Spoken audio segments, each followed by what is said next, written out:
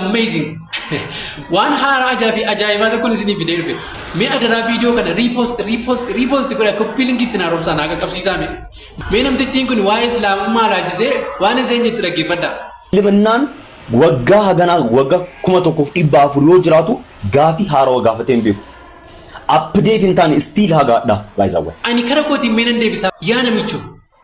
Sila bira yaa ajarri qalbii waa uffatu jedhe raayyaan abbaa machaa. Wanti sitti mugabu islaamummaa rabbii waa'ee quraanaa maal jedhee dubbate beektaa? Laa ya'tiihi al-baaxilu min bayni yadayhi walaa min khalfihi tanziilun min hakiimin hamiid jedhee dubbate. Akkamitti abdeetii gaafata kitaaba rabba keetiin faarsu takkaan gaafatu. Ishi deebii sana deebistaniittu jedhe isuma jedhaa jirtan sana deebistaniittu. Nu illee guyyaadhaan gaaffii meeqa sanittu maarraa deebistaniittu gaaffii makeenya sana immoo isuma sana wanti nama dhibu nuti gaaffii duraanii sana deddeebinee gaafachuu sun taane gaaffii yeroo hundaa gaafatamtan deebisuu dhabuu keessattuu nama dhiba. Yaa ani waan tokko sii deebisu kitaabni kan keenya rabbiin buraa bu'e. It doesn't need update. Garuu kitaaba harkaan barraa'etu update gaafata waan ta'eef warrumti harkaan barreessitan update godhadhaa jedhanii naa qaqqabsiisaa meena kana. Galatoomaa. النصري واللقات